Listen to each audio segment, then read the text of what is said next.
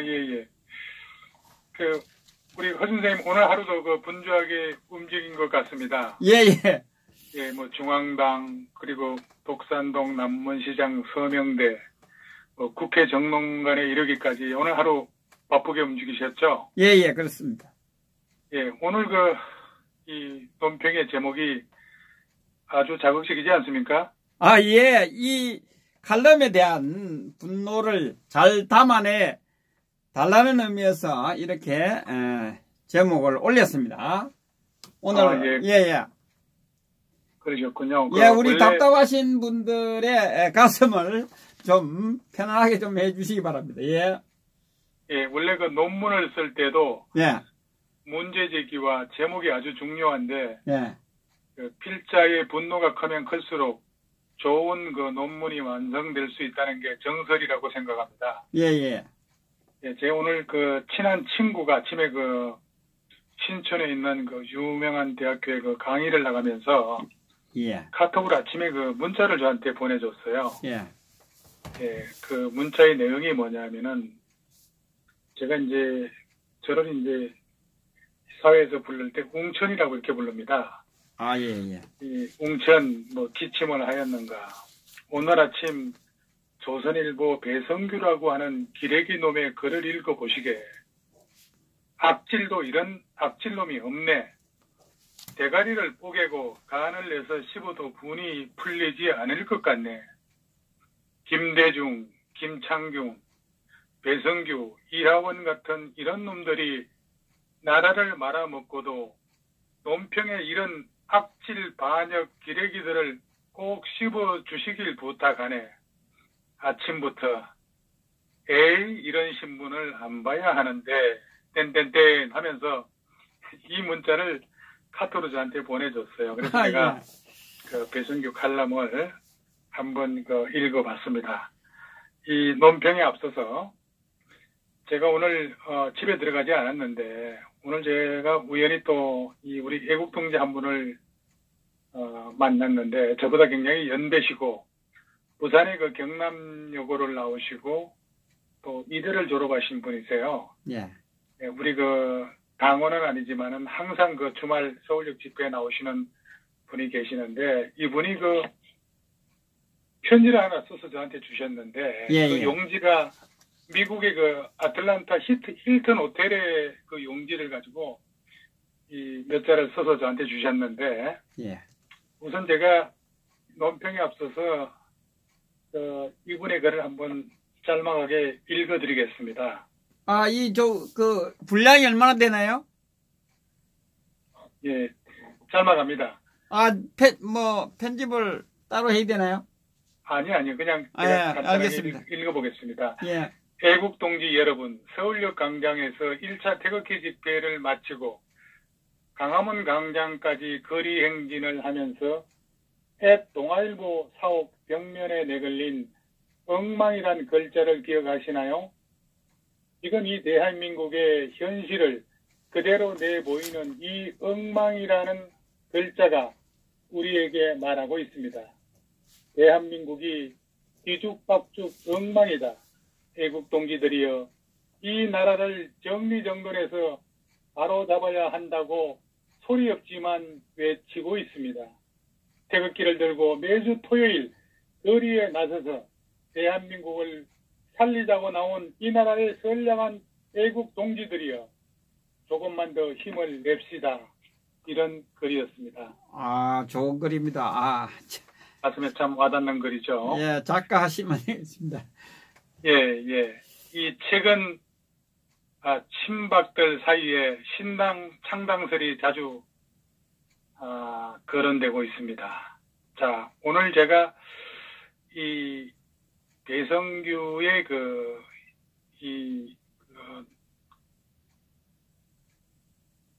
배성규의 칼럼을 논평하기에 앞서가지고, 예. 어제 제가 잠결에 우리 포 선생님 말씀하시는 내용을 제가 거의 잠결에 들었습니다. 그러면서, 내일 아침에 좀 일어나서 우리 포 선생님의 논평을 한번 다시 들어야 되겠다라는 생각을 하고, 또 우리 친구의 이 카톡의 글을 읽고 난 다음에 포 선생님의 그 논평글을 한번 정말 제 방 잘 안 듣는데, 너무 어젯밤에 사무치는 내용 같아서 오늘 한번 들어봤습니다. 그리고 그 글이 굉장히 그 내용이 좋아서 제가 지인들한테도 많이 그 글을 퍼서 한번 들어보라고, 이 단톡방에 그 많은 글을 퍼주기를 했습니다. 그래서 오늘 저녁에 쭉 한번 그 글을 읽은 그런 소감을 쭉 나름대로 들어봤는데, 오늘 우리 허준방송 TV에 이 과거에 이런 고위직을 지냈던 분들이 지금 이 시간에 많이 들어오셔서 청취를 하고 있을 줄로 생각이 됩니다. 그래서 제가, 이 포 선생님의 어제 방송 내용과 또 제가 오늘 논평하는 그런 내용이 상당히 일맥상통한다는 생각을 가지면서 오늘 논평에 임하도록 하겠습니다. 그래서, 쭉 오늘 지금 우리 허 선생님께서 배경 화면에 이렇게 띄웠듯이 우리 시청자 여러분들께서 어젯밤 포 선생님께서 논평하신 그런 내용에 대해서는 우리 우파들이 그 내용에 대해서 상당히 좀 감명 깊게 그거를 분석하고 가슴속에 꼭 담아주십시오 하고 제가 당부의 말씀을 드리면서 배성규의 오늘 칼럼에 대한 제가 비평을 한번 해보도록 하겠습니다. 배성규의 칼럼은 이렇게 시작되고 있습니다. 최근 친박들 사이에 신당 창당설이 자주 거론되고 있다. 그 중심엔 박근혜 전 대통령이 있다. 친박 유력 인사가 유영하 변호사를 통해 박 전 대통령에게 신당 추진 의사를 전했다는 소문이 나돈다. 탄핵에 찬성한 자유한국당, 복당파나 비박계와는 함께 가기 힘들다는 것이다. 특히 내년 전당대회에서 비박계가 당권을 잡을 경우 박 전 대통령을 앞세워 대구 경북에 기반한 신당을 차릴 거란 얘기가 파다하다. 때문에 홍문종 의원 등 친박들은 김병준 비대위원장의 인적 청산 방침에 강하게 반발하고 있다. 이렇게 서문을 열고 있습니다. 자, 여기까지의 그 내용을 보면은 조선일보 정치 기사는 기본적으로 탄핵은 정당했다는 기본 전제를 깔고 시작하고 있습니다. 탄핵에 대한 조선일보의 원죄를 인정하기 어렵기 때문일 겁니다. 모든 정권에는 공과 가운은 있습니다. 백이성에게 묻습니다. 당신은 박근혜 정부가 실정으로 탄핵되었다고 주장하고 싶어 합니다. 그럼 현 정권의 실정과 국가 정체성의 파괴는 탄핵 대상인가 아닌가? 조선일보가 탄핵 원죄를 반성하지 않는 한 논리적 모순과 독자의 불신을 벗을 수 없을 것입니다. 실정은 선고로 심판하는 것이지 탄핵으로 심판하는 것이 아니기 때문에 그렇습니다. 그리고 박 전 대통령이 수감된 서울구치소 주변도 시끄럽다. 태극기 부대가 수시로 지지 집회를 열고 박 전 대통령을 성원하는 편지가 쏟아진다고 한다. 그들은 이곳을 서청대라 부른다. 서울구치소로 옮겨간 청와대라는 뜻이다. 현재 박 전 대통령은 유 변호사 외엔 누구의 면회도 거절하고 있다. 하지만 친박 핵심 인사는 박 전 대통령이 지지 집회와 팬레터에 상당한 힘을 얻고 있다고 했다. 내년 박근혜 사면설도 심심치 않게 돌고 있다. 2020년 총선을 앞둔 내년 하반기에 청와대와 여권이 전격적으로 박 전 대통령 사면 조치를 빼들 수 있다는 얘기다. 친박들의 희망 섞인 기대일 수도 있다. 하지만 최근 문재인 대통령과 민주당 지지율이 하락하면서 사면이 전략적 카드로 검토될 거란 관측이 제기된다. 만약 박 전 대통령이 사명을 받는다면 총선을 앞두고 야권의 지형이 급변할 수 있다. 내용에 시달려온 자유한국당이 친박과 비박으로 완전히 쪼개질 수 있는 것이다. 여권에서도 비상시 생각해 볼 수 있는 카드라는 반응이다. 자, 한국당 지도부와 비박 진영은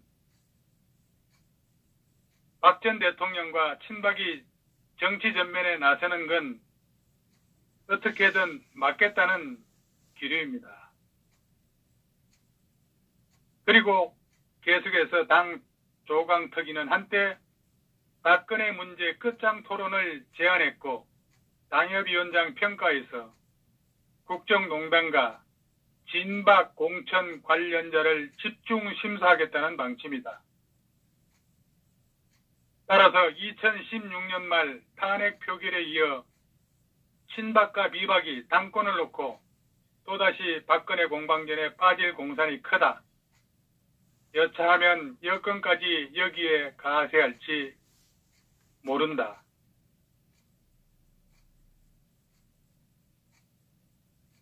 자, 이런 내용으로 계속 이어지고 있는데 이 글의 그 행간을 잘 읽어야 합니다.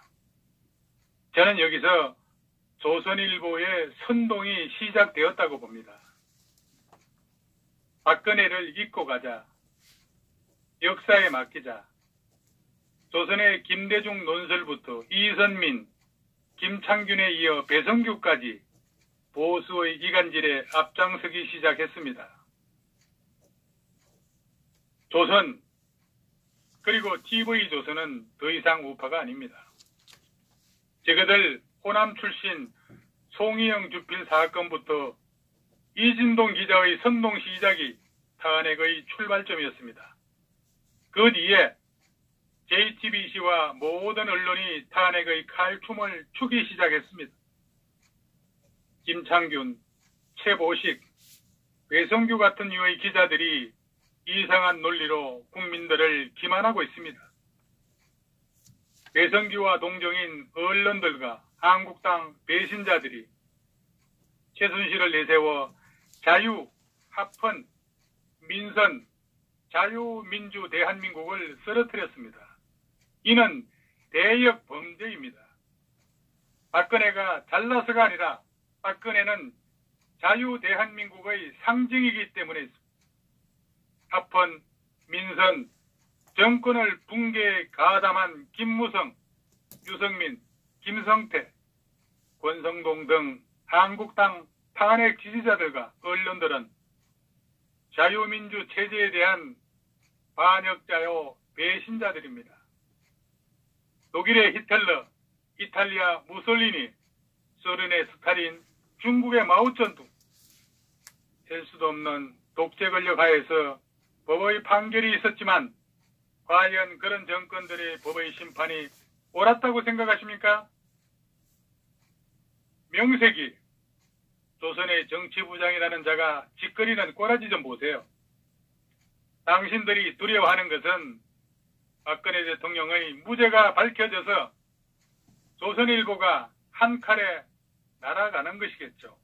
결국 당신도 노조처럼 밥그릇을 지키기 위해서 천박한 지식을 포장하고 글로 옮기고 있지만 당신 수준은 이미 언론인이라고 보기엔 한참 미달이고 숙제 마감에 쫓긴 고딩 논술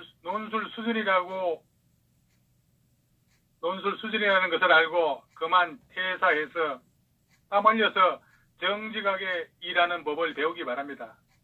먼저 인간이 되기 바랍니다. 이제 위장보수의 탈을 쓰고 있는 조선을 더 이상 보지 않고 차라리 유튜브로 진실을 알아야 합니다. 정권이 바뀌면 국민의 심판을 받을 겁니다. 과거 없는 미래는 없습니다. 잘못된 것을 짚고 넘어가야 앞으로 미래의 희망이 있는 것입니다. 그리고 배성규 기자, 어떤 정권에서도 정책 실패가 없는 것은 없습니다. 또한 최순실이가 국정을 농단했다고 아직까지 그 가짜 뉴스에 매몰되어 있는데 최순실이 재산이 300조? 이거 왜 못 밝힙니까? 그 돈 어디 있습니까? 그리고 국정농단의 시초가 되었던 태블릿 PC 진짜였습니까?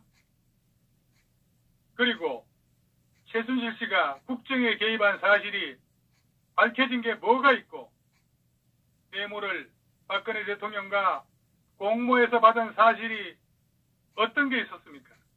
그런데 왜 국정농단이라죠? 이런 쓰레기 같은 기자가 과연 진실을 애써 외면하고 있다는 사실을 어떻게 생각해야 될지 배성규 기자, 당신의 기사를 보니 정말 조선일보 난감합니다.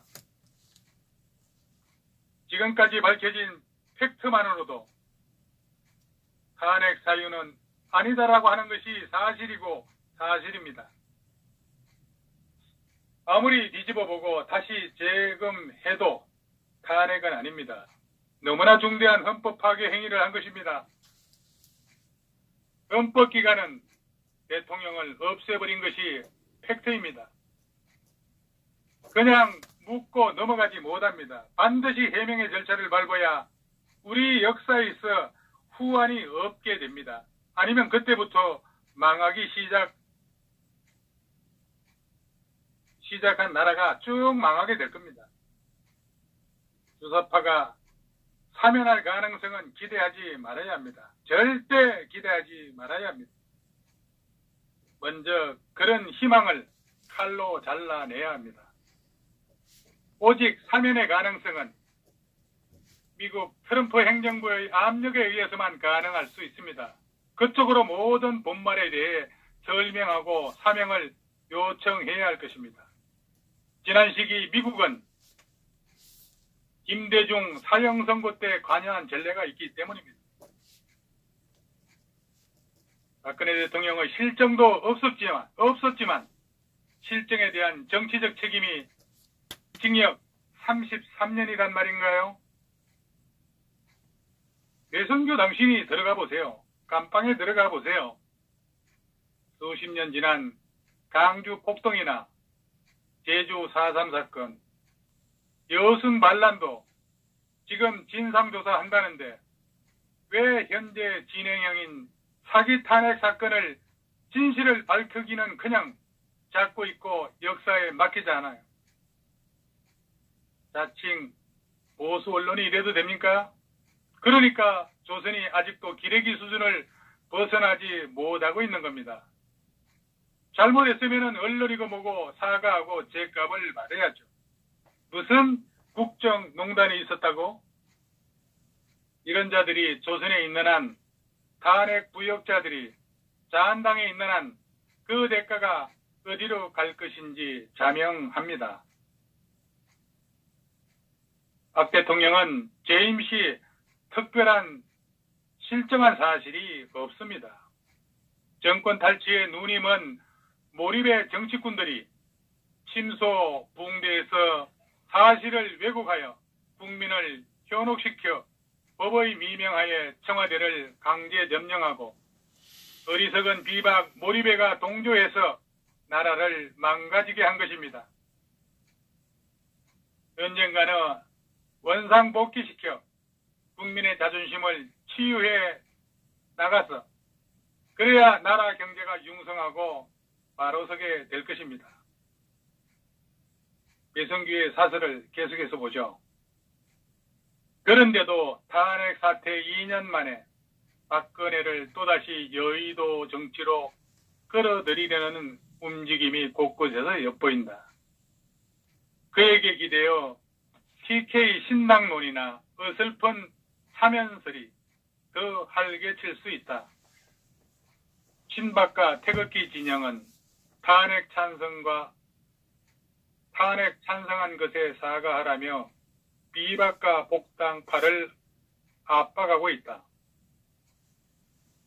그러나 비박은 친박 청산으로 맞서고 있다. 이 같은 상황은 야당에도 도움이 안 되고 박 전 대통령을 오히려 2번 죽이는 일이 될 수 있다라고 하고 있습니다. 자, 여기서 정치는 살아있는 생물이라 했습니다.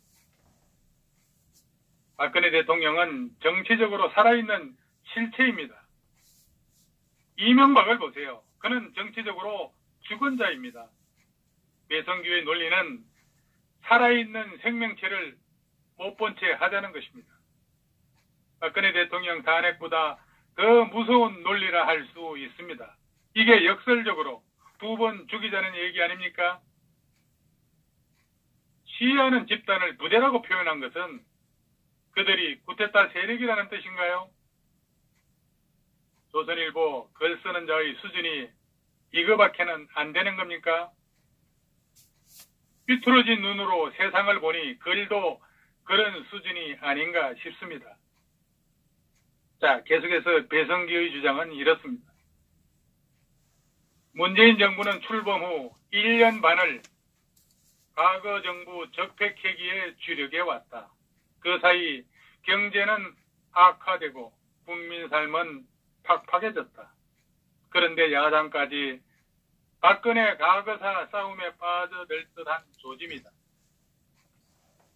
다수 국민이 바라는 건 박근혜 신혼이나 부활이 아니다라고 하고 있습니다. 자, 여기서 돌이켜보면은 진박과 비박은 진작에 쪼개졌어야 했습니다.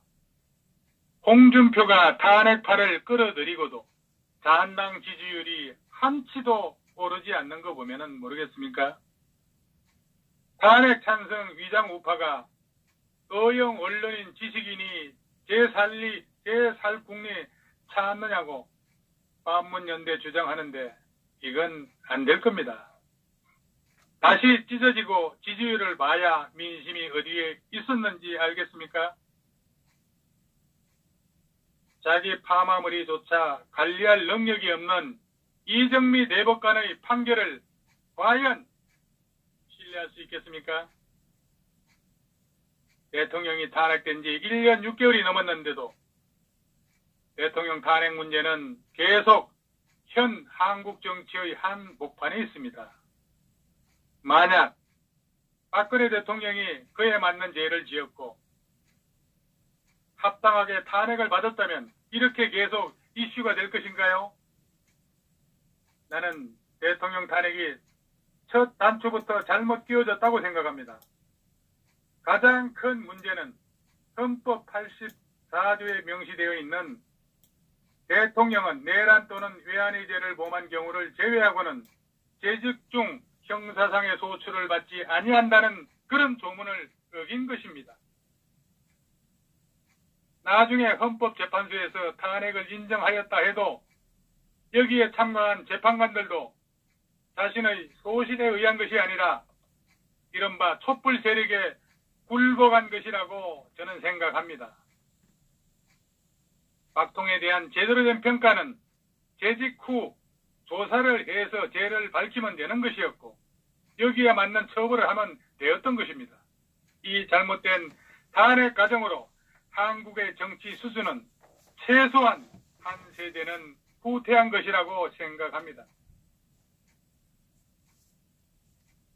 자, 배성규의 칼럼은 마지막으로 무작정 친박 주기가 능사인 것도 아니다.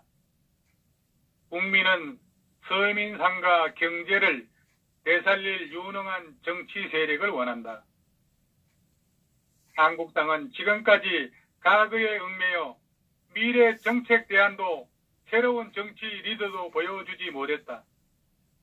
여기서 다시 박근혜 그림자에 빠지면 야당의 미래는 없다라고 끝을 맺고 있습니다. 배성규의 칼럼은 소위 박근혜의 망령에서 벗어나라는 한마디 하고 싶어 현란한 글장난을 한 것입니다. 이게 조선일보가 하고 싶었던 속내였습니다. 자, 반론 한번 해보겠습니다.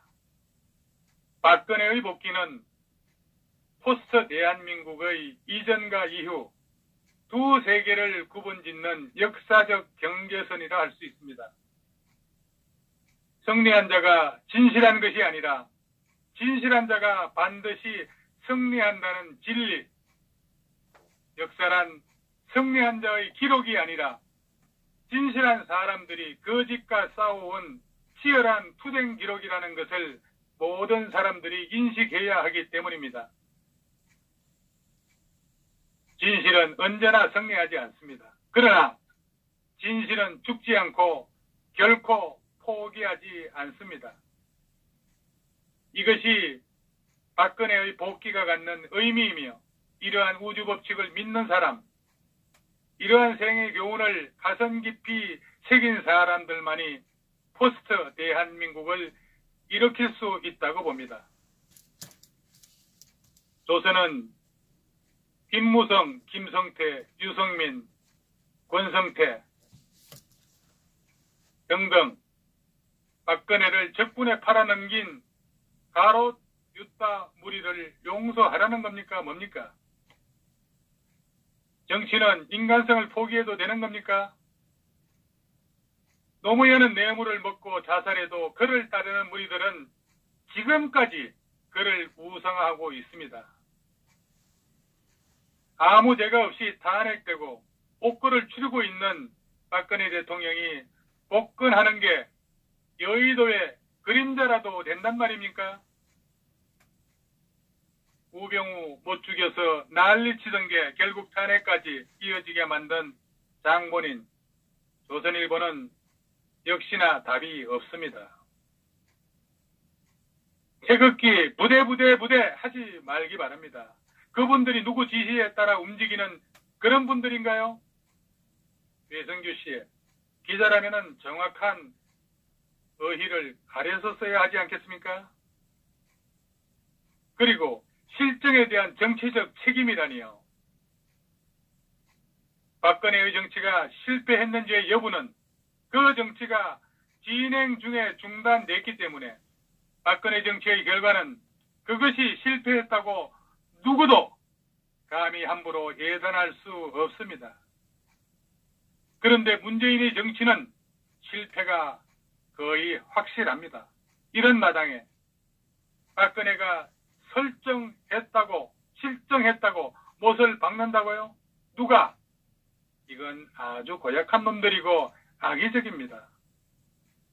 문재인이가 확실하게 나라를 엉망으로 만들어 놨기에 박근혜의 정치적 동력은 폭발적일 수 있습니다.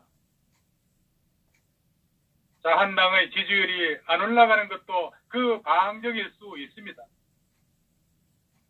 따라서 친박은 자고 우면하지 말고 스스로의 소신에 베팅하라고 경고합니다. 멍청이 있다가 복이 달아나는 것보다는 과감하게 해보고 안 돼서 물러나는 것이 정치하는 사람다울 것입니다. 사적생의 결단을 해야 합니다. 그리고 조선은 왜 자꾸 친박 대 비박의 프레임으로 몰아가죠? 탄핵 반대 대 탄핵 찬성의 우파 진영 안방 차지 싸움입니다. 현재 자한당의 안방을 차지하고 있는 친이계 면면을 보면은 대개 김영삼의 상도동 계열 계성자들입니다.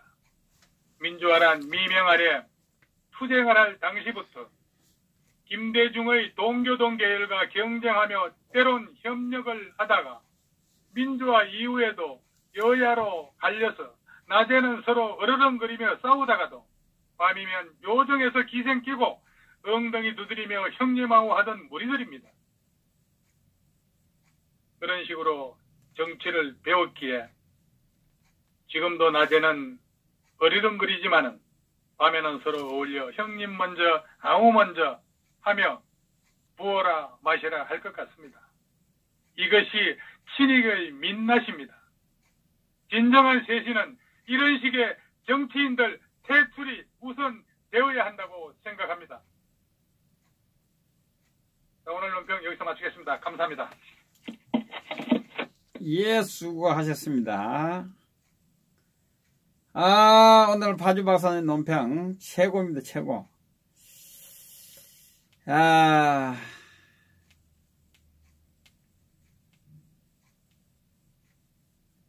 자, 일단 우리 파주 박사님의 논평에 대해서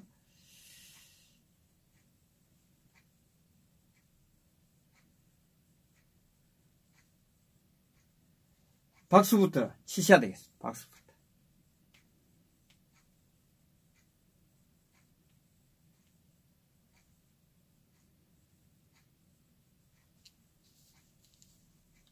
박수부터 치시기 바랍니다. 배성규 기자, 다수 국민이 바라는 건 박근혜 신원이나 부활이 아니라고 기자면 바닥 민심이 어떻게 돌아가고 있는 것인지 점은 감지할 수 있어야 하는데 아직도 보수 계멸의 한 축에서 벗어나지 못하는 조선일보 소속 기자다운 발상이었습니다. 보수 계멸을 주도한 김무성, 유성민, 김성태, 권성동 등을 몰아내지 않는 한 자한당 계멸은 몇십 표에서 100여 표 차로 당락이 갈리는 다음 총선에서 판가름 날 것입니다. 대한애국당 태극기 세력이 배르고 있기 때문입니다.